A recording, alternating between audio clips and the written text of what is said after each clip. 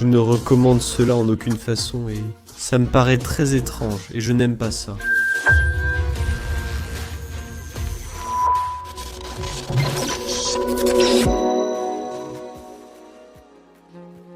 Si vous êtes déjà allé à une expo de reptiles, vous savez, c'est l'aspect le plus amusant de cette communauté.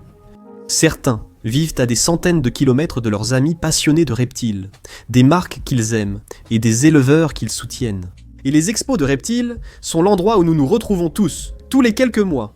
Et c'est ainsi que nous créons la communauté des reptiles. C'est un lieu où l'industrie et la communauté des reptiles évoluent sous vos yeux, en direct. Nous sommes de véritables grandes marques, des géants qui envoient leurs dirigeants partout dans le pays pour nous, les passionnés de reptiles. Des éleveurs parcourent des centaines de kilomètres pour être présents à ces expositions, même s'ils vendent en ligne. Parce que ça compte. Surtout avec les grands salons North American Reptile Breeders Conference auxquels j'ai assisté cette année. La communauté est vraiment différente. C'est ce qui distingue ces événements de tout le reste dans le loisir des reptiles. Il y a une atmosphère de communauté. C'est vraiment cool d'avoir vu, il y a 10 ans, une série de tables avec une seule bannière et pas grand chose d'autre. Voir aujourd'hui des géants de l'industrie à ces événements. Vous pouvez désormais acheter des produits directement chez les fabricants, alors qu'avant, seuls les magasins spécialisés les proposaient. Comme Flukers, une entreprise familiale détenue par la même famille depuis des générations, et qui est maintenant un pilier de la communauté des reptiles. Ils traversent le pays en avion pour assister aux expositions et nous soutenir. Ce n'est pas qu'une question de marque, c'est à propos de nous, les éleveurs. Très bien René, qu'as-tu ? Voici un python vert arboricole de la montagne Cyclope. D'où viennent-ils ? Cyclope ? Alors, ces gars-là, ils sortent jaunes. Est-ce que les cyclopes sortent parfois rouges ? Non. Donc ils sont toujours jaunes. Ils sortent tout jaunes, ouais. Et pourquoi celui-ci ne te mord-il pas comme un fou ? Donc en réalité, avec ces gars-là, la localité joue un rôle énorme, où les dioxes sont vraiment les plus méchants. Ils sont parfois mordants, mais les autres localités restent généralement très calmes. Donc si tu en achètes un, tu ne vas pas en mettre partout. C'est bien ce que tu veux dire. C'est aléatoire. La plupart du temps, tu as plus de chances de ne pas avoir de fuite partout avec ces gars-là. Que penses-tu de leur hybridation avec des pitons tapis ? Je ne suis pas vraiment fan de l'hybridation, mais pas totalement opposé non plus. Je crois que cela diversifie un peu les lignées, mais ce n'est que mon avis. Tu ne sais pas ce que tu vas obtenir avec ça. Tu ne sais pas quelle taille ce serpent va atteindre. Tu ne sais pas exactement comment ils vont se comporter ou s'acclimater. Je pose la question juste pour énerver tous ceux que je connais qui suivent ma chaîne et détestent les carpendras. Des mots et des pierres, mon pote. Alors Gareth, quel âge a ce bébé serpent que tu as ? C'est un mâle reproducteur à la retraite, que nous avons sorti pour le vendre comme animal de compagnie. Mais c'est génial parce que nous sommes ici à Saint-Louis. Je ne suis jamais venu ici. C'est sympa de voir les gens passer. Ils voient des rétiques et disent « Oh chérie, ils deviennent trop grands ». C'était super d'avoir Sam ici pour montrer. Malheureusement, il mue, comme ils le font avant les expositions. C'est un adulte à part entière, issu de l'une de nos lignées de super nains, vraiment très petites, tu sais. C'est vraiment cool à montrer car il pèse environ 2000 grammes. Donc, tout à la taille d'un python, un petit gars sympa. C'était amusant de voir les gens interagir avec les rétiques et vivre cette expérience grâce à leur petite taille. Et on n'a pas besoin de faire de fausses promesses sur leur taille adulte. Si j'en apporte vraiment quelques-uns, tu verras. Trop mignon. Tu les prends et les emmènes. La lignée Weekends. La lignée Weekends. La plupart d'entre nous ont commencé à aller aux expositions pour acheter tout le matériel pour reptiles, l'éclairage, la nourriture vivante, et le reste au même endroit. Les expositions de reptiles servent surtout de supermarché pour reptiles, mais comme on ne peut pas y aller tout le temps, Chewy a créé une exposition de reptiles en ligne. Tout ce qu'il vous faut est ici. Si vous cherchez un terrarium New Age Pet 450 litres, y compris les nouveaux modèles Snake Discovery, vous le trouverez. Quand vous le ferez, nous offrirons 50% de réduction sur les Arcadia T5. Si vous cherchez des rats, il n'y aura pas d'exposition de reptiles. Roden Pro est à 30%, et la livraison est offerte avec Chewy Plus. Offre un acheté, un offert sur divers articles. Cela m'amène à Flukers. Aller à ces expositions et passer du temps avec l'équipe est toujours un excellent moment. Les meilleurs insectes que j'ai jamais essayés, ou plutôt que mes reptiles ont essayé. Et j'ai eu l'occasion de visiter l'établissement et de voir où vos insectes sont produits. Et laissez-moi vous dire que cela ressemblait plus à une usine de transformation alimentaire pour humains qu'à un endroit où l'on élève simplement des insectes. En plus, tout leur éclairage, leurs ampoules et leurs luminaires, le calcium, les aliments secs, les aliments préemballés et bien plus encore. Je suis un grand fan de Flookers. C'est toujours sympa de les voir interagir et faire partie de notre communauté, car ce sont des passionnés de reptiles, et ils se soucient de nous. Merci à Flookers et Chewy d'avoir sponsorisé l'épisode d'aujourd'hui. Rendez-vous sur Chewy et procurez-vous plein de produits Flookers. Achetez-en 2, le 3e est offert. Tout de suite. Mo, félicitations pour ta toute nouvelle salle à reptiles. L'endroit est vraiment sympa. Merci mec, c'était vraiment incroyable et merci beaucoup d'être venu. J'ai une question pour toi. Oui. Comment as-tu fait autant d'enclos à caisse, si vite? Mec, le secret, c'est de t'entourer d'une équipe solide. C'est la seule façon de réussir.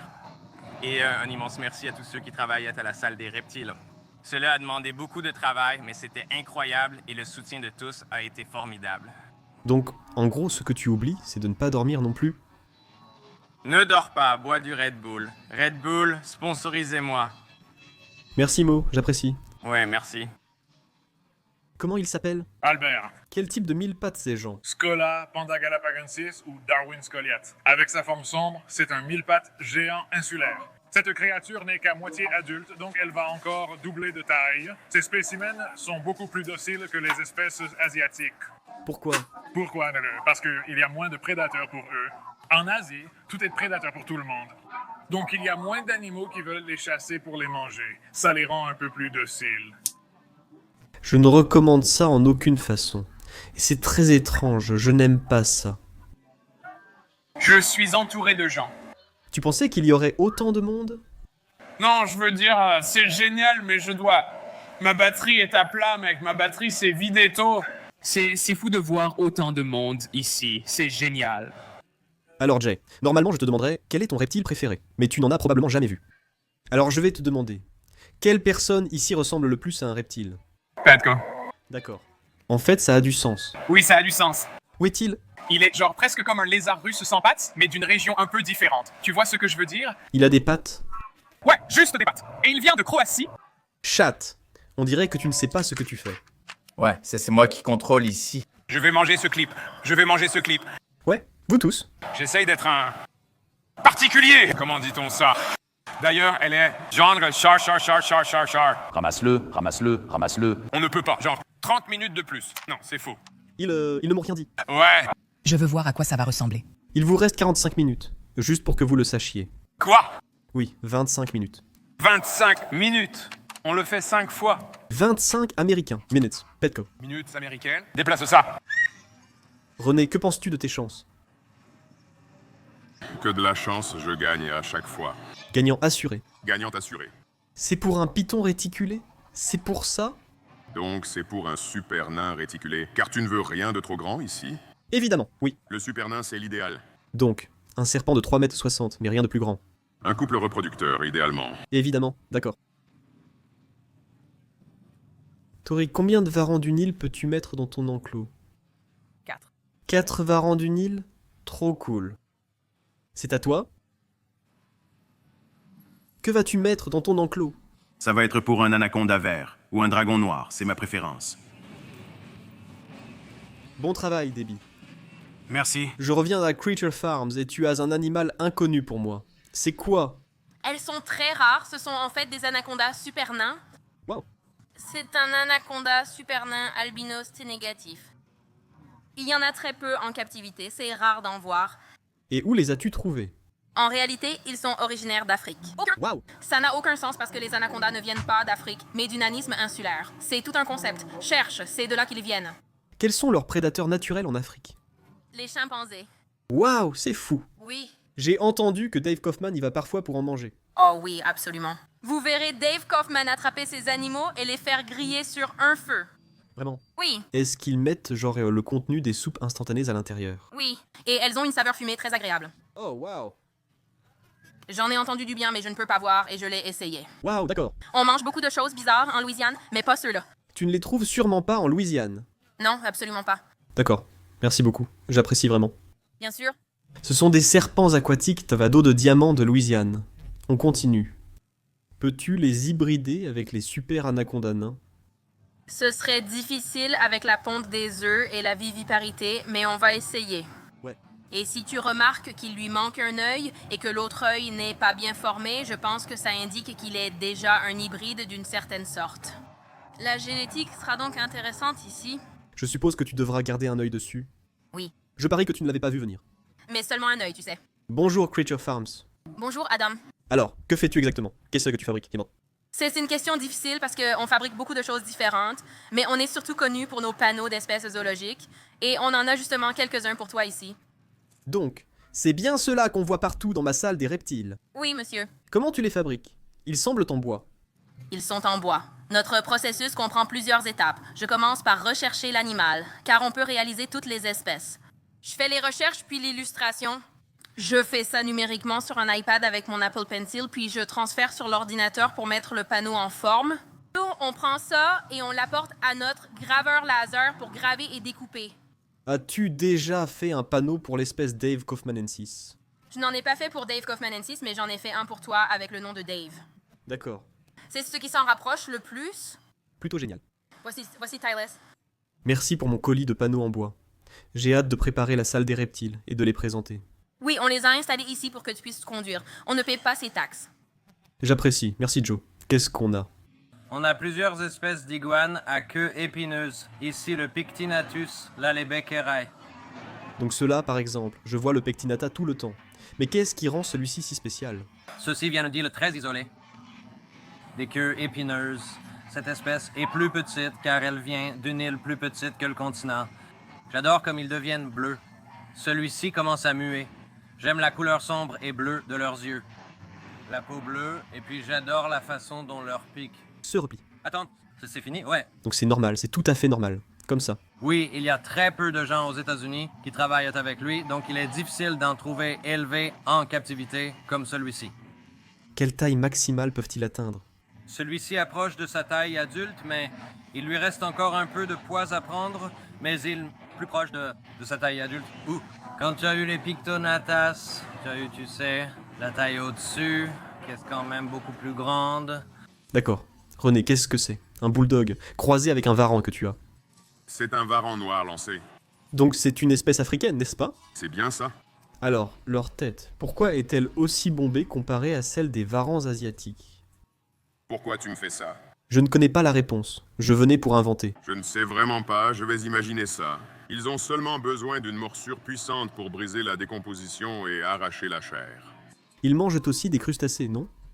Ils sont plutôt jolis, méchants, immordillants un peu aussi. Quoi? Donc gorge noire et gorge blanche, c'est juste une répartition différente. Les bébés se ressemblent vraiment beaucoup, vraiment beaucoup. Ouais. La gorge et un bébé à gorge blanche se ressemblent presque identiquement. Si tu les mets côte à côte. C'est très difficile pour moi de vraiment faire la différence entre eux jusqu'à ce que je regarde l'étiquette et qu'elle indique gorge noire ou gorge blanche. Oh, si je ne me trompe pas, s'ils font environ 1,80 m, ils deviennent grands. Oui, j'ai vu certains dire qu'ils font dans les 15 à 18 kilos. C'est un très, très gros varan. Oui. Ils sont adorables quand ils sont bébés, non? Oh oui, absolument. Quel est leur tempérament adulte? Sont-ils plus amicaux que les varans? Et donc avec les bébés, je veux dire qu'ils peuvent être assez distants. Ils vont se dresser bien haut et essayer de souffler et de gonfler, mais ils sont assez faciles à manipuler. Tant que vous pouvez les apprivoiser, surtout quand ils sont jeunes, ce sont des animaux vraiment adorables une fois qu'ils grandissent. Dernière question. Développent-ils des ailes? Crachent-ils du feu? Et peut-on les monter? Oui, tout le monde sait ça. Quelle race de chien est-ce? Chien de prairie. Tu penses que tu pourrais le croiser avec un chihuahua? Tu sais, j'aime de plus en plus hybrider des trucs en passant du temps avec toi. Et comment il s'appelle? Derek? Derek? Oui, Derek, le chien de prairie. Oui, nous sommes ici avec l'équipe de Chewie et toi, Adam. Merci de nous accueillir. Nous présentons nos nouveaux fonds imprimés, lancés cette semaine sur le site, réalisés par impression laser directe.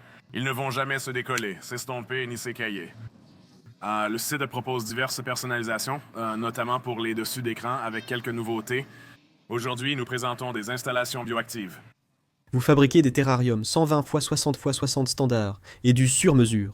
Si je voulais quelque chose de bizarre pour un animal étrange, vous pourriez le fabriquer. Oui, j'ai amené ce terrarium de 2,40 mètres derrière moi pour montrer. Nous avons déjà fabriqué des terrariums de près de 5 mètres de large, soit 5 mètres x 2,40 mètres x 2,40 mètres. C'est pratiquement une pièce entière, et on fait tout ce qu'il y a entre les deux. Donc, contactez-nous via notre site web, on s'occupera des détails, et on travaille vite aussi. Expédition sous 10 jours ouvrables, toute commande. C'est ce que j'adore chez vous. Vous avez toujours fait ça. C'est génial. Oui, on s'en occupe. On dirait qu'on va ajouter 10 $ canadiens dans la boîte. Nous avons récolté 2000 $ pour l'États-Unis Arc grâce à une tombola avec la cage découverte de serpents. Je n'aurais pas pu être plus heureux du résultat de cette expo. Si tu n'y es jamais allé, vas-y absolument. Ce n'est pas juste acheter des choses comme dans un magasin. C'est une communauté, c'est discuter avec des gens que tu n'as peut-être jamais vus auparavant. Découvre des reptiles que tu n'as peut-être jamais touchés. C'est une vraie expérience. Les expositions de reptiles sont essentielles à notre communauté. J'ai hâte de te voir à la prochaine.